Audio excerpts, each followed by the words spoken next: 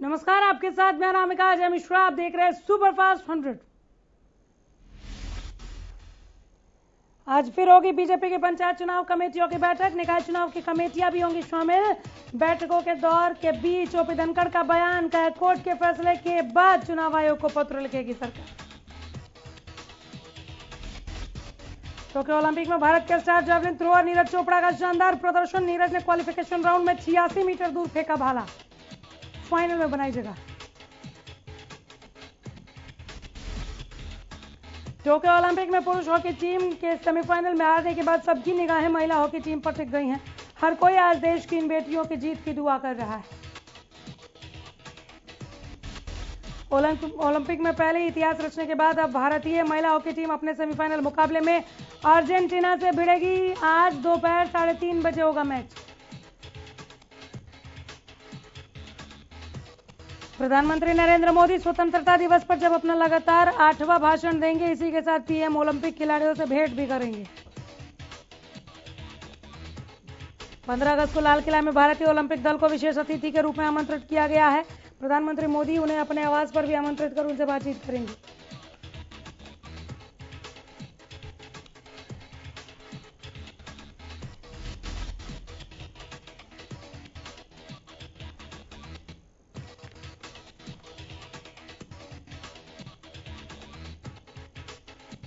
Olympic खिलाड़ियों से भेंट करने के लिए विशेष तौर पर भारतीय ओलंपिक दल को अपने आवास पर प्रधानमंत्री बुलाएंगे।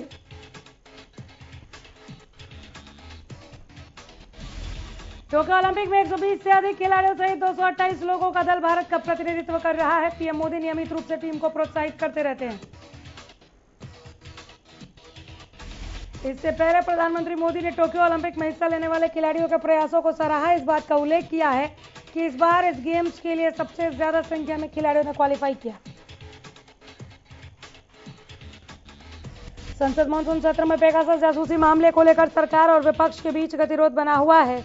इसी बीच विपक्षी एकता को दिखाते हुए मंगलवार को कांग्रेस सांसद राहुल गांधी ने विपक्ष के कई नेता समेत साइकिल पर सवार होकर संसद पहुंचे। विपक्षी एकता की मजबूती के लिए मंगलवार को कांग्रेस सांसद राहुल गांधी की ओर से सियासी दलों को नाश्ते पर भी बुलाया गया था।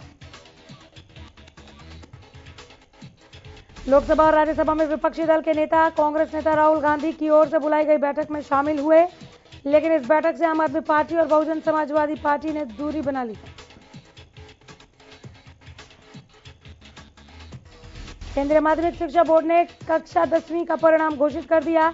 इस साल 20,97,128 छात्रों ने सीबीएसई 10वीं की बोर्ड परीक्षा के लिए रजिस्ट्रेशन कराया था।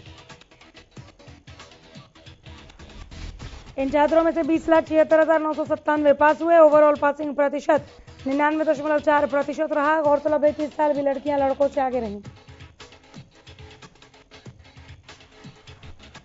सीबीएसई की 10वीं परीक्षा परिणाम में पब्लिक स्कूल की निधि सौरोत ने 99.2% अंक लेकर बाजी मारी है, जिले में टॉप किया। स्कूल की प्रिंसिपल संगीता गोयल ने सभी छात्रों को इस परिणाम को लेकर शुभकामनाएं दी और उनके उज्जवल भविष्य की कामना की।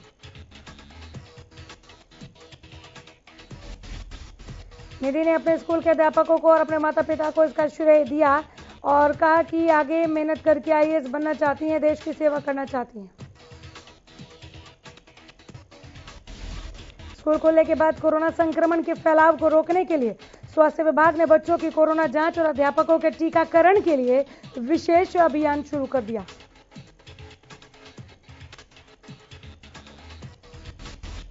चंडीगढ़ में मंगलवार को मुख्यमंत्री मनोहर लाल की अध्यक्षता में हाई पावर परचेज कमेटी की बैठक हुई। बैठक के बाद मुख्यमंत्री ने मीडिया से बातचीत करते हुए मीटिंग में बताया कि मुख्य रूप से 3 एजेंडों पर चर्चा हुई। उन्होंने बताया कि हरित स्टोर को लेकर एक लॉजिस्टिक कंपनी को एंगेज किया गया है, जिसके टेंडर को अप्रूव कर दिया गया है। सीएम ने कहा कि कोरोना की तीसरी लहर को लेकर सरकार की तैयारी पूरी है। हमारी कोशिश है तीसरी लहर को आने से रोका जा सके। धमकी की कॉल को लेकर मुख्यमंत्री ने साफ किया कि उन्हें किसी तरह की धमकी की कॉल नहीं आई। सुरक्षा व्यवस्था चाक चौबंद है। कोई कठिनाई आती है तो उसका सामना किया जाएगा। उधर पंचायत चुनाव को लेकर बीजेपी की तैयारियां जोरों पर है। चंडीगढ़ में बीजेपी की बैठक का आयोजन भी किया गया। सीएम मनोहर लाल ने बैठक को लेकर कहा कि वो चुनाव आयोग को पत्र लिखेंगे कि 22 अगस्त के बाद चुनावों की तारीखों को लेकर कोई फैसला लिया जाए। गृह मंत्री अनिल विज राहुल गांधी के 17 दलों के नेताओं के साथ हुई बैठक पर तंज कसते हुए बोले हैं कि कहीं की ईंच कहीं का रोड़ा, राहुल गांधी ने चाय पर कुनबा जोड़ा। बता रहे हैं कि सरकार को घेरने के लिए राहुल गांधी ने कॉन्स्टिट्यूशन क्लब में 17 दलों के विपक्षी नेताओं के साथ चर्चा की थी।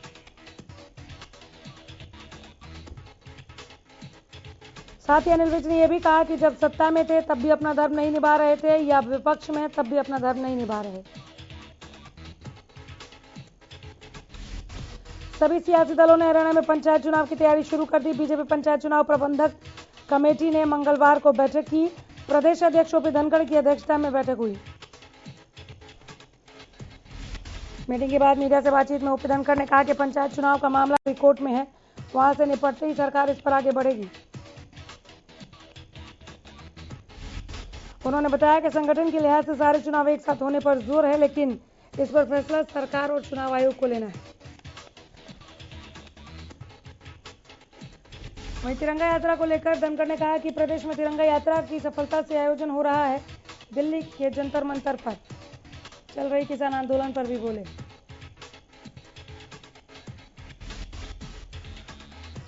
किसान संसद में कांग्रेस सांसद दीपेंद्र हुड्डा ने शिरकत की। दीपेंद्र ने किसानों की मांगों को समर्थन दिया, कहा कि सरकार को किसान आंदोलन को वापस लेना होगा। खेल विभाग द्वारा खिलाड़ियों के प्रदर्शन के आधार पर उन्हें दी जाने वाली इनाम राशि रिलीज कर दी गई है। साल 2019-20 के प्रदर्शन के आधार पर 78,40,000 की राशि जिले के 41 खिलाड़ियों को प्रदान की जाएगी। इनामी राशि के मामले में जिले के शूटर सर्वजीत सिंह अन्य खिलाड़ियों पर भारी हैं, जिनके खाते में कुल राशि का आधे से ज्यादा इनाम है।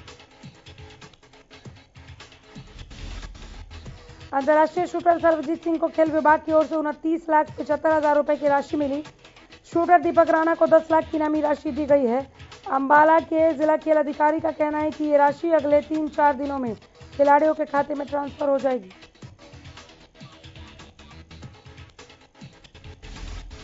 इस बारे में जब स्टेडियम में प्रैक्टिस कर रहे खिलाड़ियों से बात की गई तो उन्होंने कहा कि कोरोना की वजह से इस बार सरकार की तरफ से दी जा रही इनामी राशि देर से मिल रही है। ये टीमें हर स्कूल में जाकर प्रतिदिन 100 बच्चों के सैंपल लेगी। खैरपुर स्कूल में अभी तक 150 बच्चों के सैंपल लिए जा चुके हैं।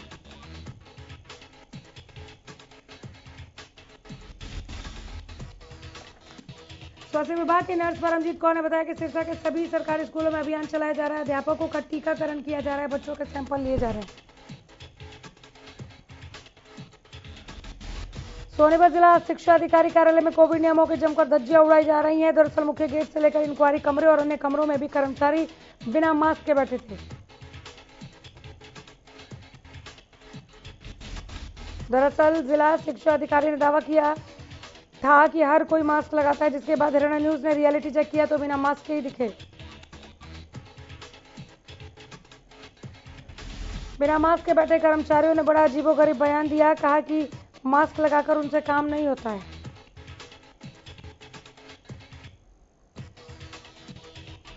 पलवल जिला में बार एसोसिएशन ने मंगलवार से अनिश्चितकालीन धरना शुरू कर दी। वकीलों का कहना है कि ये हड़ताल तब तक जारी रहेगी जब तक कि झज्जर बार एसोसिएशन के प्रधान अजीत सोलंकी पर पुलिस द्वारा दर्ज किए गए मुकदमे को रद्द नहीं किया जाता। हड़ताल के बारे में जानकारी देते हुए प्रधान दीपक चौहान ने बताया कि झज्जर बार एसोसिएशन के प्रधान अजीत सोलंकी अपने किसी परिचित से मिलने के लिए सामान्य अस्पताल गए थे। डॉक्टर्स और स्टाफ ने सोलंकी पर दुर्व्यवहार का आरोप लगाकर उनके खिलाफ झूठा मुकदमा दर्ज करा दिया।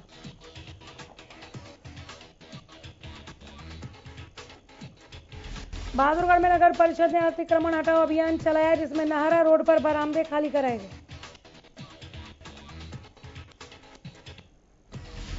इस दौरान अधिकारियों और दुकानदारों में जमकर बहस हुई। जानकारी दे दें कि यहां दुकानदारों ने सालों से अतिक्रमण कर रखा था, जिसे खाली करवाया गया।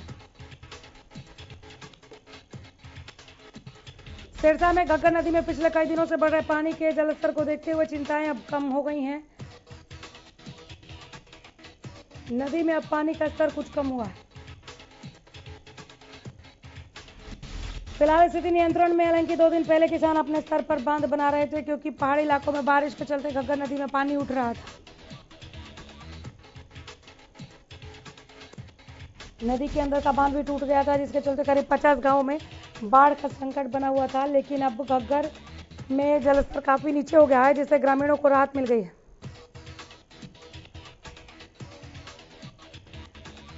जिले में पिछले एक सप्ताह से रुक रुक कर हो रही बरसात से प्रभावित हुई फसलों की स्पेशल गिरदावरी की मांग को लेकर किसान लघु सचिवालय पहुंचे।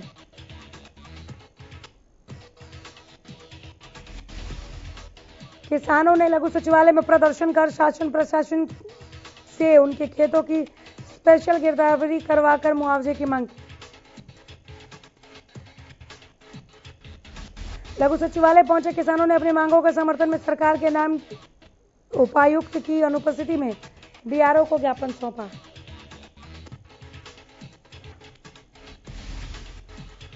चंदौली गांव से मंगलवार को सैकड़ों की संख्या में युवा गांव की मिट्टी और जल लेकर निकले।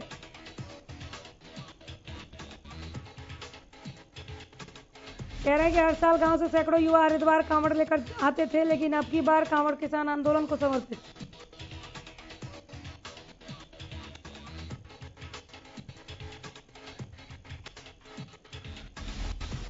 जींद के मखंड गांव के युवा किसान आंदोलन के समर्थन के लिए टिकरी बॉर्डर के लिए रवाना हो गए।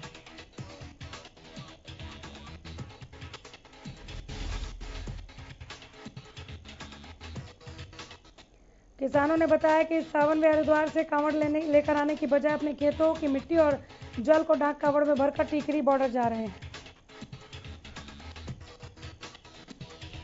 जहां पूजा करके कांवड़ चढ़ाई जाएगी ताकि किसानों के आंदोलन को समर्थन मिल सके और आंदोलन ज्यादा मजबूत हो।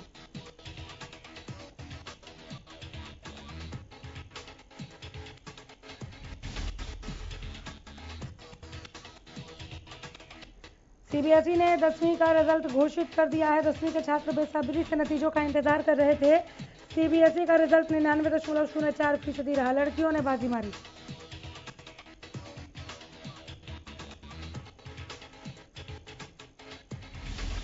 लड़कों के पास होने का प्रतिशत 98.89% रहा।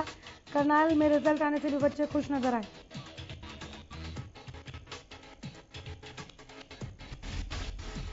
बच्चों ने बेहतर रिजल्ट का श्रेय अपने टीचर्स और अभिभावकों को दिया। प्रिंसिपल ने भी बच्चों को उनके बेहतर रिजल्ट की शुभकामनाएं दी।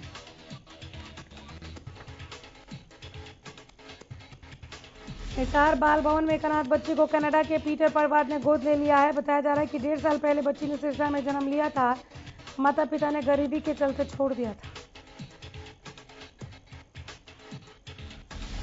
बच्ची 1.5 साल से हिसार के बाल भवन में रह रही थी, जिसे पीटर परिवार ने बाल भवन में आयोजित कार्यक्रम में गोद ले लिया। बाल भवन ने सभी कागजात और पासपोर्ट के साथ बच्ची को पीटर दंपत्ति को सौंप दिया। बच्ची के नाम के पीछे भी पीटर लगेगा। वहीं उसके नए पिता ने बताया कि वो कनाडा में नौकरी करते हैं। बच्ची की मां फिजियोथेरेपिस्ट है।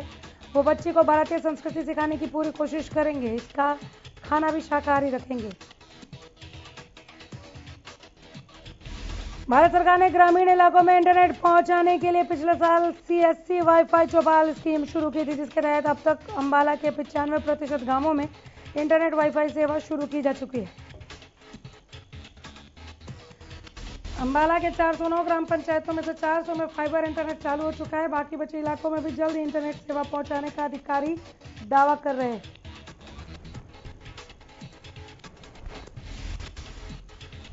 ग्रामीणों का कहना है कि इंटरनेट सेवा शुरू होने से उनकी जिंदगी में काफी बदलाव हुआ है।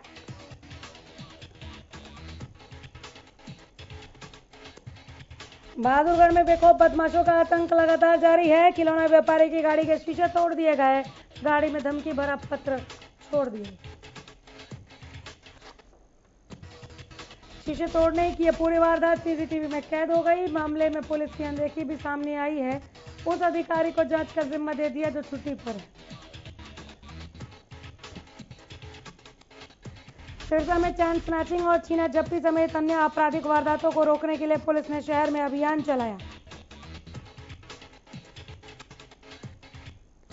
कई जगहों की नाकेबंदी कर बिना नंबर प्लेट, ट्रिपल राइडिंग, तेज गति से वाहन चलाने वाले चालकों और बुलेट से पटाखा बजाने वालों के चालान हुए। सोनीपत के एम्स में लगातार अस्पताल से बिना किसी नोटिस के मेडिकल के छात्रों को हटा दिया गया, जिस पर छात्रों ने आरोप लगाया कि कोरोना महामारी में रखा था और बिना बताए निकाल दिया। आरोप है कि कोरोना महामारी में सिर्फ 3 महीने के लिए उन्हें लगाया गया था।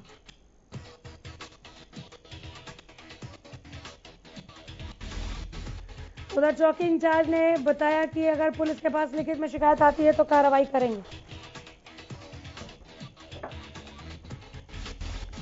छात्रों ने भी कह दिया है कि जब तक मांगे पूरी नहीं की जाती तब तक अस्पताल के बाहर धरना देते रहेंगे।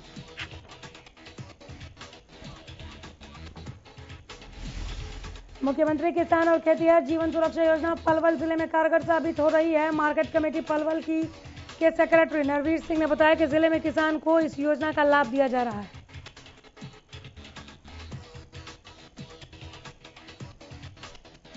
हरियाणा रोडवेज के पानीपत डिपो ने कोरोना और स्वच्छता के प्रति लोगों को जागरूक करने के लिए एक बार फिर निर्मल ताऊ को सामने रखा है। पानीपत डिपो में ये ताऊ कभी बस में दिखाई देंगे, कभी परिसर में लोगों को कोरोना और साफ सफाई के प्रति जागरूक करेंगे।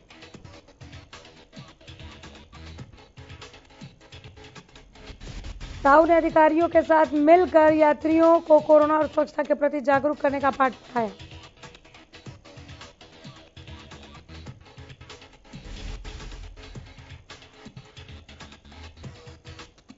तरीका चाहे जो भी हो, निर्मल ताऊ का हरियाणा रोडवेज ने यात्रियों को स्वच्छता और कोरोना के प्रति जागरूक करने के लिए अच्छी मुहिम शुरू की। युवाओं ने कहा कि सरकार ये ना सोचे कि आंदोलन में सिर्फ बुजुर्ग किसान हैं, बल्कि युवा भी मजबूती के साथ किसान आंदोलन से जुड़ा हुआ है।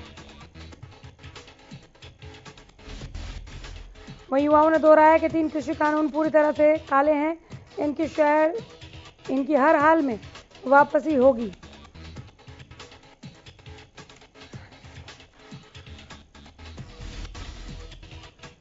फसल के मुआवजे को लेकर मंगलवार को किसान डीसी कार्यालय पहुंचे और विशेष गिरदावरी कर मुआवजा मांगा।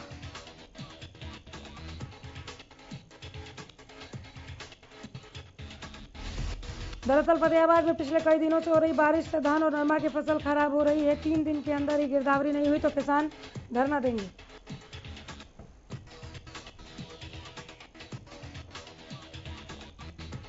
अंबाला कैंट नगर परिषद ने लोगों की सुविधा और शहर को साफ रखने के लिए 30 लाख की लागत से 5 बायो टॉयलेट्स बनवाए थे। दावा था कि स्टील से बने इन टॉयलेट्स में जंग नहीं लगेगा, साथ ही इसमें 1 रुपया का सिक्का डालते ही टॉयलेट का दरवाजा खुल जाएगा। लेकिन ये टॉयलेट न सिर्फ फेल हो चुके बल्कि ये टॉयलेट कबाड़ में पहुंचा दिए गए। इतना ही नहीं, जो 5 टॉयलेट्स हैं उन पर ताला लटका है।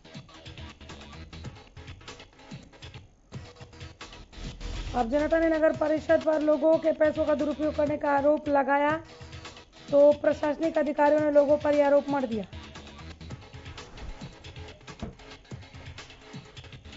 बहादुरगढ़ में नगर परिषद की टीम ने नाहर नहरी रोड पर अतिक्रमण हटाओ अभियान चलाया। इस अभियान के तहत नाहरा नहरी रोड पर बनी दुकानों को बरामदे से खाली कराया गया।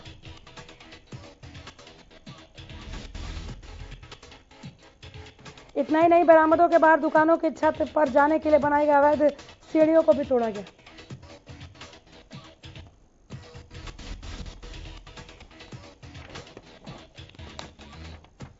कई सालों से दुकानदारों ने अपने दुकानों को बड़ा करने के लिए दुकानों के बाहर बरामदे पर कब्जा कर रखा था। अब कार्रवाई हुई, जिसके बाद नगर परिषद के अधिकारियों ने अतिक्रमण हटाओ अभियान चलाकर दुकानों के सामने अवैध रूप से किए गए कंस्ट्रक्शन को तोड़ने का काम किया।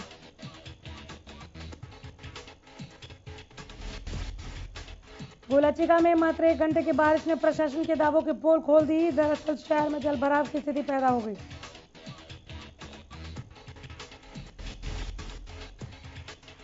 शहर के सभी प्रमुख मार्गों और मार्केट में पानी भर गया। एसडीएम कार्यालय परिसर भी तालाब में तब्दील। पानीपत के गांव नुरवाला की परशुराम कॉलोनी में फांसी लगाकर आत्महत्या कर ली, जिससे इलाके में हड़कंप मच गया। सूचना पाकर पुलिस भी पहुंची। मृतक की पहचान 22 साल के विशाल के रूप में हुई है। बताया जा रहा है कि मृतक को काम नहीं मिल रहा था, जिसकी वजह से वो परेशान चल रहा था।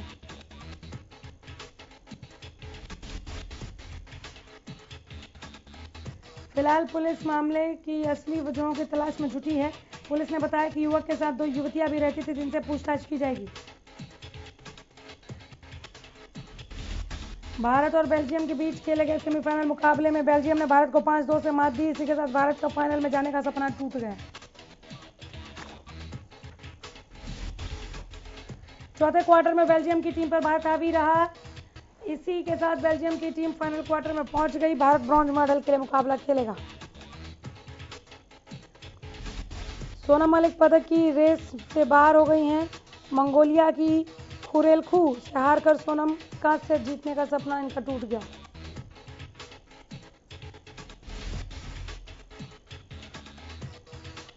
खुरेलखू अगर ये मैच जीतकर फाइनल में पहुंच जाती हैं तो सोनम मलिक को रैपचेंज राउंड खेलने का मौका मिलता है। उनके पास ब्रॉन्ज मेडल जीतने का मौका था। सोनम के गांव वाले परिजन कोच उनकी जीत पर की पूरी उम्मीद जता रहे थे, लेकिन हार के बाद थोड़ी मायूसी जरूर देखने को मिली। लेकिन जैसे ही खुरेलखू हार गईं, सोनम के ब्रॉन्ज की उम्मीद भी टूट गई।